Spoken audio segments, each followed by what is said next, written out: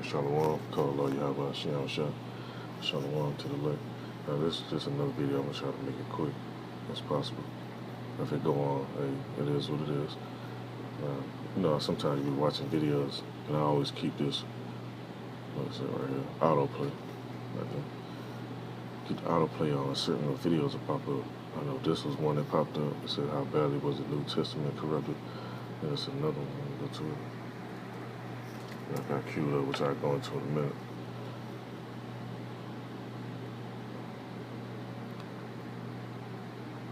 I just happened to doze off and wake up, and I hear Esau rambling on. What the hell Esau talking about? What are you out here rambling about? Scroll down.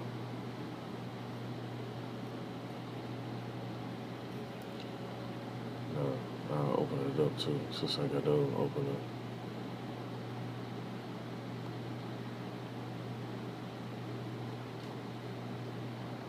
Now, see, the difference between me, and not even just me, other Arkham elders, other teachers, priests, whatever you want to call them, whatever title they go by. We ain't go to no fucking seminary school to learn this stuff. And don't be offended by the speech. Like the scripture says, do not be rude in speech and not in knowledge. So you may be crying by what you say, but don't actually pay attention to the message. Anyway, you got Esau talking about how badly the New Testament was corrupted. Well, if the new was corrupted, that means the old was too. You can't just have one without the other, because they both coincide with each other. And if you actually study, you really know that there's books in Revelation that line up with Leviticus. There's books in Deuteronomy that line up with Matthew. There's books in Ezekiel that line up with Genesis, and so on and so on. So all that tempered and tampered with and all that shit, that's Esau playing games, because there's stuff in there they don't want us to know about. Now, in Isaiah chapter 30 verse 10, it says, they say to see is stop seeing visions. So just say, okay, like me per se, I had a book, and I like to write down my dreams and visions, and some of them be a little out of this world. I only say a little, a lot of them be real out of this world, and then some of them be about the judgment on this place as well.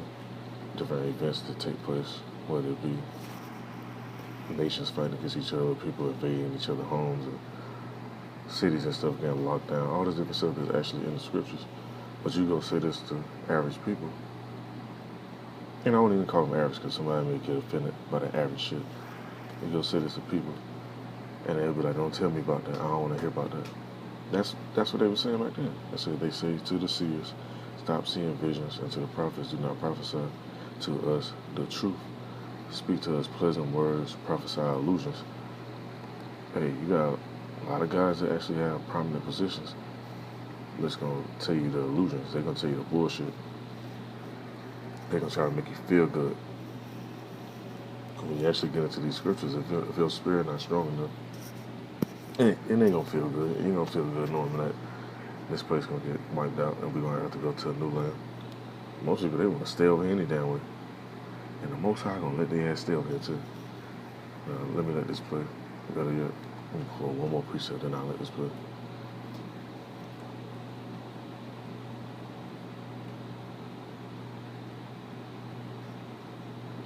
It's a book of, it's a few more precepts I want to give, matter of fact. It's a book of Romans, chapter 16, verse 18. It says, for such people are not serving our Lord, Yahweh Shah Mashiach, but their own appetites. By smooth talk and flattery, they deceive the hearts of the naive.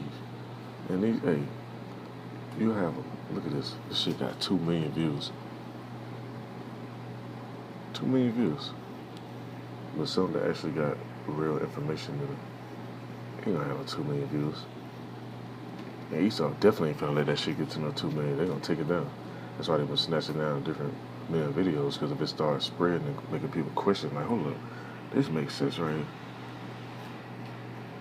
it could possibly reach to that level. So, yeah, keep the BS up.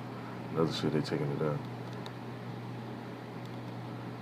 Let me go to a few more precepts. Let's see. It's the book of 2 Timothy, chapter 4, verse 3. It says, "For the time will come when men will not tolerate sound doctrine." Because when you read the New Testament, it actually has sound doctrine. And when it's talking about the New Testament, really, what it boils down to is just a quick summary, is the animal sacrifice and stuff was done away with. That's why Yahweh Shah was basically sent down to be the sacrificial lamb. So we couldn't just run around. We know we committed adultery last night, and you go to the priest with some turtle doves and some ram horns and some lamb and try to get an atonement for your sins. You can't do that now. So that was what the New Testament was created for, that new setup, so to speak. That's all it boils down to. So when you read into it, it'll let you know why, how, and when. Now it says, "For the time will come when men will not tolerate sound doctrine, but with itching ears they will gather around themselves teachers to suit their own desires." And man, you have a lot of people to do that shit. Their own desires.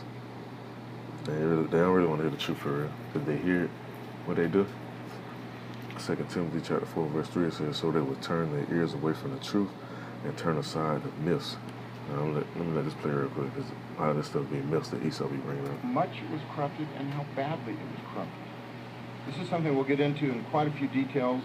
I tend to give in my lectures a long preface that takes about 90% of the time, and then I get into the substantive points in the last 3 minutes. So just hang on, you'll get there at some point. I want to begin by telling you a story about a young man named Andrew, Brother Andrew. He was at what they would consider the equivalent of a seminary or a theological institute in the 9th century in central England. Now, let me pause that real quick. Something just came on my... Let's see.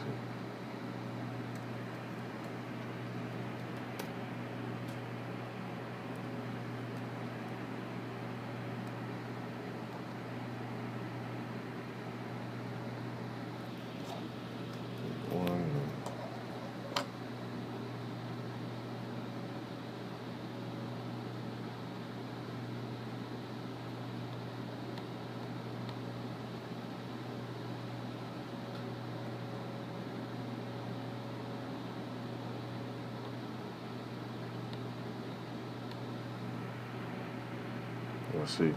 This is an example of what this guy's talking about right here. That's why it's good to actually go into this. You have some man that go to school for it. Then you got some man, let's see, wind blowing the light. Just lighting some incense. That's all. Gonna be simple. Ain't no ganja getting lit. You know, some people go, "Why you light in the background?"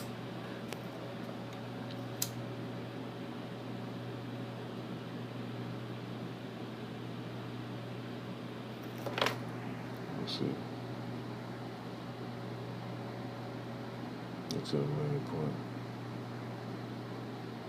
Alright, right down in verse, let's start at verse like 20.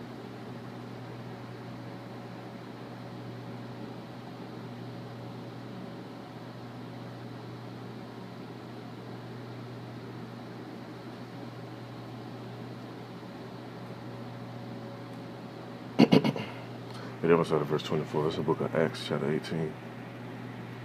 Oh, side note, with stuff like the scenarios that was happening in the book of Acts start happening again, then a lot more people are going to realize, like, damn, the whole time we've been looking for other people to be doing certain stuff and have the spirit on them. And these men that's been around us the whole time, they're right in the midst that people may have been talking shit about or whatever. That's who the Most High be dealing with. He deal with the lowly. He deal with the people that you least suspect. Now it says, verse 24, "And a certain Jew," and I'm going to pull a precept on that too, now that I'm thinking about it. It says, "And a certain Jew named Apollos, born at Alexandria, an eloquent man and mighty in the scriptures, came to Ephesus. This man was instructed in the way of the Lord, and being fervent in spirit, he spake and taught diligently the things of the Lord, knowing only the baptism of John. It says, and he began to speak boldly in the synagogue, whom when Aquila and Priscilla had heard, they took unto them and expounded unto him the way of Yahweh more perfectly. Let's see, he was only familiar with the water baptism. If you're familiar with John the Baptist, he wasn't familiar with a spiritual baptism. It's a big difference. Now, reading on some more, let's see. Verse 27. And when he was disposed to pass to Achaia, the brethren wrote, exhorting the disciples to receive him, who, when he was come, helped them much, which he had believed through grace, for he mightily convinced the Jews, and had publicly shown by the scriptures that Yahweh was a Mashiach. But you still had a lot of people that didn't believe.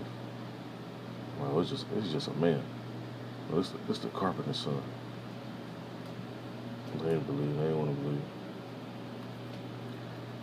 And even still to this day, got same niggas back today talking about the Most High he ain't sent his son. He ain't no son. When you read the book of Job, it mentioned right in the beginning that the sons of the Most High came before. Somebody else was in the midst too. I ain't gonna say who. You can go to it and read it. When they talk about his sons, a certain man that he hold prestige, in a prestige level, so to speak. And Yahweh is that top one. Now, there's other precept I want to get. Let me see real quick.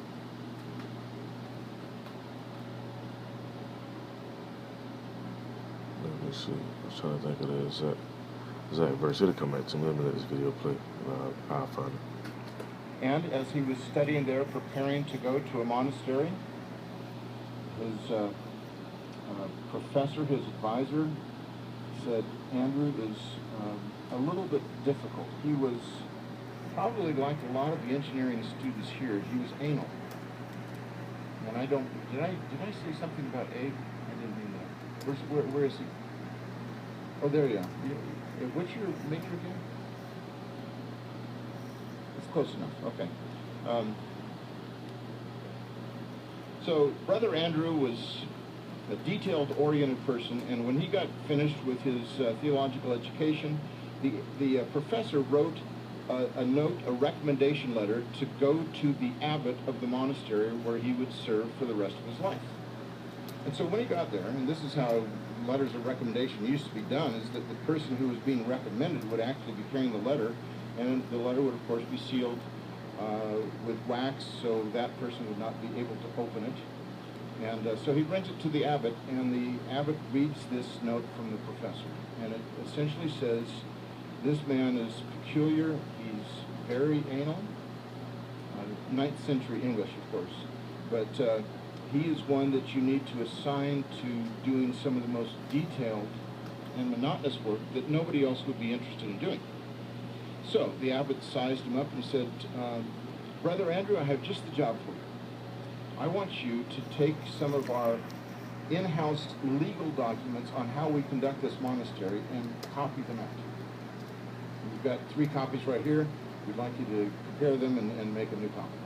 So he started this, and about 20 minutes later, there's a knock at the abbot's door. Holy Father, I see some discrepancies in these manuscripts. Have you got some older ones that I can compare? So the abbot thought, well, yes, we do. They haven't been seen in some time, but I can take you to another part of the library, and you can see some of these older manuscripts. And so he looked at those, and about 20 minutes later, there's another knock at the door. And Andrew says, Holy Father, there's still some discrepancies here. Do you have some older ones that I could look at? And these are the bylaws that they followed and how they conducted themselves at this monastery. And so the abbot sized him up and he said, you know, young man, I'm going to take you to a place that I've never taken any of the current monks to before. But I'm going to trust you to take care of these documents. So he goes down this labyrinthian path that's subterranean in the library through several locked doors and takes him to the room where the original manuscripts of this particular monastery were. And Brother Andrew starts copying out the actual original document and makes a copy. And about 10 minutes later, there were about 20 different hands pounding on the abbot's door. The abbot opens the door, and it's all the rest of the monks. And they said, Holy Father, this new monk has gone berserk. He's down there on the table, and he's weeping and gnashing his teeth, and he's pounding on the table. You've got to come see him quickly. So they all scurry down and see Brother Andrew. And Andrew's saying, they left out the letter R. How could they do that? They left out the R. And the abbot thought, my gosh, this guy really is. And then Andrew said, the word is supposed to be celebrate. See, nah, they laughing and joking and shit. You gotta actually pay attention to what they really saying. Now, you go back to some of the older books. Like, okay, like this one right here. 16. I put my ashes on there. 16. What, 38 if I'm mistaken. You got a 1611. You got the ones from the 1500s and so on. The wording is made different because at different points in time, they weren't saying Jesus.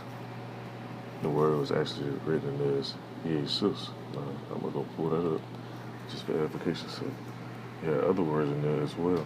And then you have, just like you ain't have Jehovah in there. There's all type of different words in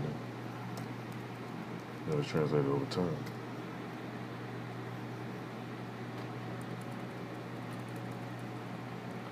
So, does that make the book invalid? Because our language has changed over time. We ain't always speak English. Let me go to this real quick.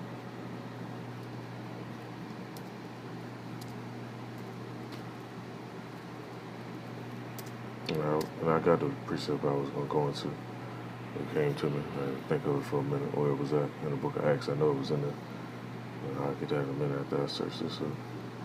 Let's see how it is.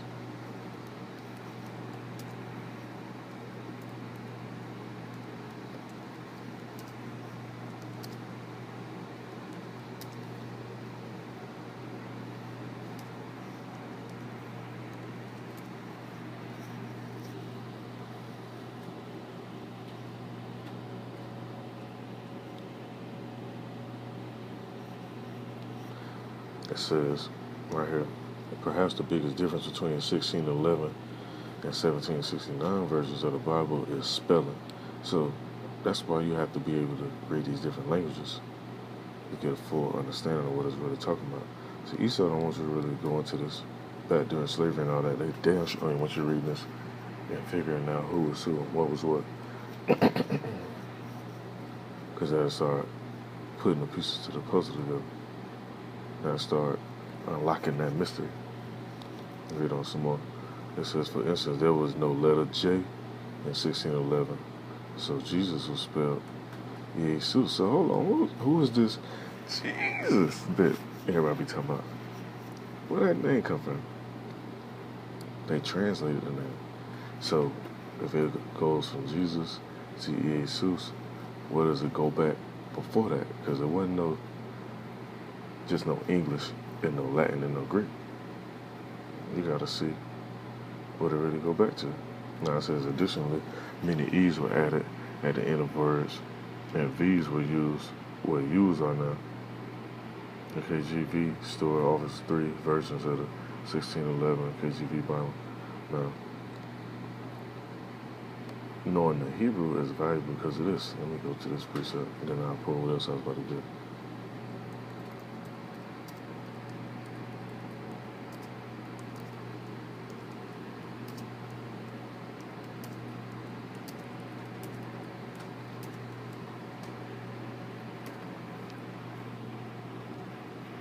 It's in Ecclesiasticus, Salaki, the Wisdom of Solomon. Except for the same things uttered in Hebrew and translated into another tongue have not the same force in them. So when you say your prayers, I advise you to learn some Hebrew or say them in Hebrew. Because stuff move way quicker and swifter.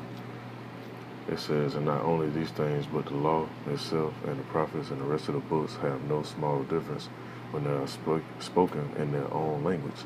So, once again, who you gonna call on? You gonna call on Jesus, or you gonna call on Yahushua?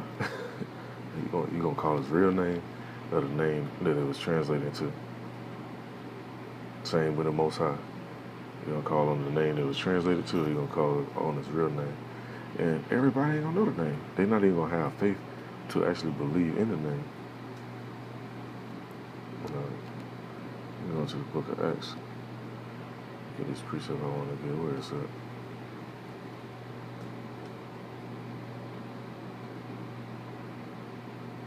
That's the book of Acts chapter 19, verse 8. Now, I was trying to make this video short, but hey, I'm going to have to make a part 2 for this one. Now it says, and when he went into the synagogue and spake boldly for the space of 3 months, disputing and persuading the things concerning the kingdom of Yahweh.